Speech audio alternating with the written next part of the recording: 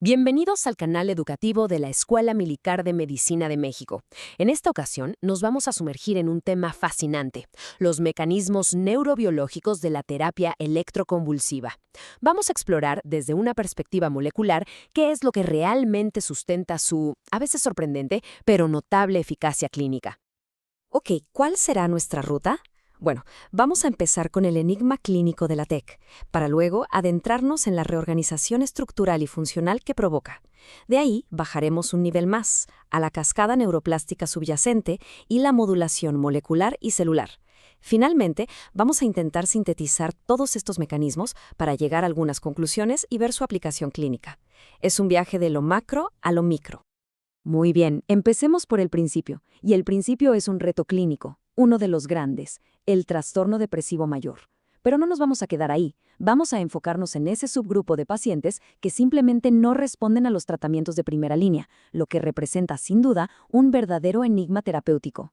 Y para ponerlo en perspectiva, las cifras son, pues, contundentes. Estamos hablando de que aproximadamente un tercio, 1 de cada 3 pacientes con trastorno depresivo mayor resulta ser resistente a los tratamientos estándar, tanto farmacológicos como psicológicos. Esto, por supuesto, subraya la urgencia de encontrar alternativas que de verdad funcionen. Ahora, para que todos estemos en la misma página, ¿a qué nos referimos con depresión resistente al tratamiento, o DRT? Bueno, la definición formal habla de un fracaso terapéutico después de probar como mínimo 2 esquemas antidepresivos distintos, ambos administrados a dosis y por un tiempo adecuados. Y es que esta condición va más allá de un reto clínico, implica un deterioro psicosocial tremendo y, claro, un riesgo de suicidio mucho más elevado. Y aquí es donde entra en juego la TEC. Si comparamos las opciones, vemos que la farmacología estándar, la verdad, se queda corta en la DRT, con una eficacia muy variable. Pero la terapia electroconvulsiva, bueno, aquí las cifras cambian radicalmente. Hablamos de tasas de respuesta que van del 60 al 80%, y además con una mejora clínica mucho más rápida. Precisamente por esto, por esta diferencia tan abismal, es que entender a fondo su mecanismo de acción se vuelve absolutamente crucial. Bien, ya vimos la eficacia clínica. Ahora, la pregunta es, ¿qué le hace la TEC al cerebro? Vamos a pasar a los cambios que podemos observar. Cambios a gran escala tanto en estructura como en las redes neuronales. Veamos qué pasa a nivel macroscópico. Y lo primero que salta a la vista en los estudios de neuroimagen es algo muy consistente. Después de la TEC hay un aumento en el volumen de la materia gris. Pero no es en cualquier lado. Este efecto es especialmente notorio en estructuras clave del sistema límbico, esas que son críticas para regular las emociones, como lo son el hipocampo y la amígdala.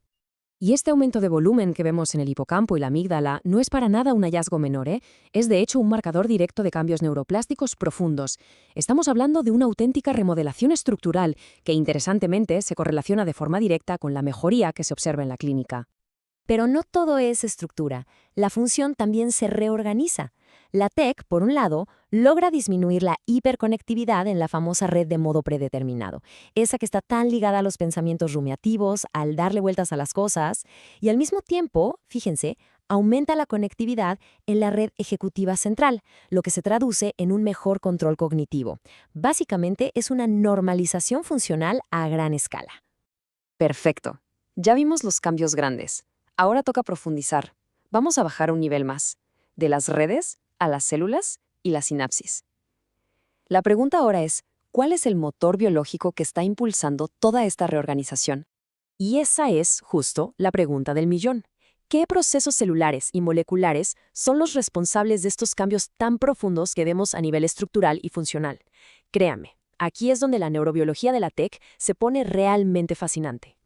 Para tratar de responder a esa pregunta, tenemos sobre la mesa 4 grandes hipótesis que intentan explicar cómo funciona la TEC. Como pueden ver, tenemos la teoría de los neurotransmisores, la de las citoquinas, la de los receptores y una que es fundamental porque de alguna manera integra a las demás, la teoría neurotrófica o de neuroplasticidad. Y uno de los pilares de esa hipótesis neuroplástica es precisamente la neurogénesis en el adulto. Lo que se ha visto es que la TEC estimula de una forma muy robusta todo este proceso.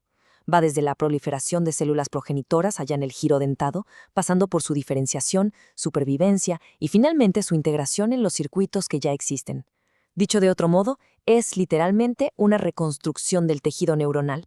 Bien, con este escenario celular ya más claro, es hora de ponerle nombre y apellido a los actores moleculares. Vamos a hablar ahora de las neurotrofinas, de las citoquinas y de cómo los sistemas de neurotransmisores son modulados de una forma muy fina por esta terapia. La evidencia clínica que soporta esto es bastante sólida. Múltiples estudios, como se puede ver en la tabla, realizados en pacientes con depresión resistente, demuestran consistentemente un aumento significativo en los niveles plasmáticos del factor neurotrópico derivado del cerebro, el famoso BDNF. Y lo que es crucial es que este aumento se correlaciona directamente con la mejoría clínica, lo que posiciona al BDNF como un mediador clave de todo el efecto terapéutico. Hablemos ahora de algo que parece una paradoja, pero es fascinante, el efecto de la TEC sobre el sistema inmune. De forma aguda, justo después de la sesión, se induce una respuesta proinflamatoria. Hay un pico transitorio de citoquinas como la interleucina 6 y el TNF-alfa. Sin embargo, y aquí viene lo interesante, a largo plazo, de forma crónica, el efecto se invierte por completo y lo que vemos es una adaptación antiinflamatoria, que al final es la que favorece la neuroplasticidad. Y aquí un punto clave. La TEC no es como un fármaco que actúa sobre un solo neurotransmisor. Para nada. Modula múltiples sistemas a la vez, casi como una orquesta. Normaliza las concentraciones de glutamato en la corteza cingulada anterior, disminuye la unión de ciertos receptores de serotonina, aumenta la expresión de receptores de dopamina, en fin, regula los sistemas dopaminérgico y noradrenérgico para restaurar un equilibrio neuroquímico mucho más homeostático. Bueno, ya hemos visto muchas piezas del rompecabezas. Ahora es el momento de juntarlas todas. Vamos a intentar pasar de las vías moleculares aisladas a un modelo neurobiológico unificado, un modelo que nos explique cómo todos estos cambios convergen para producir un efecto antidepresivo tan potente. Y este diagrama, la verdad, sintetiza de manera brillante todo lo que hemos discutido. La TEC parece iniciar una cascada que arranca, fíjense, desde la función mitocondrial. Esto modula la neuroinflamación y la liberación de factores neurotróficos clave, como el BDNF y el VEGF. Estos, a su vez, impactan en los sistemas de neurotransmisores. Y al final, todos estos caminos, todas estas vías convergen en un punto, la neuroplasticidad, que se perfila como la vía final común del efecto terapéutico. Ya para ir cerrando, vamos a resumir los puntos clave de todo este análisis y, lo más importante, su relevancia para la práctica clínica. La pregunta final es: ¿cómo se traduce todo este conocimiento molecular en un mejor entendimiento y, por ende, en una mejor aplicación de la TEC? A ver, los mensajes para llevar a casa son muy claros. Primero, la eficacia de la TEC está en su increíble capacidad para inducir un estado de neuroplasticidad elevada a múltiples niveles.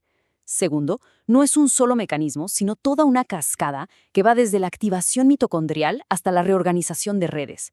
El efecto terapéutico, por tanto, es una adaptación a nivel de sistemas. Y por último, entender estas vías es absolutamente fundamental, no solo para optimizar los protocolos de TEC que ya tenemos, sino para desarrollar las terapias del futuro. Por supuesto, toda esta revisión se ha construido sobre un análisis detallado de la literatura científica. Aquí se presentan las fuentes primarias que han sido la guía para nuestra comprensión actual de estos mecanismos tan complejos.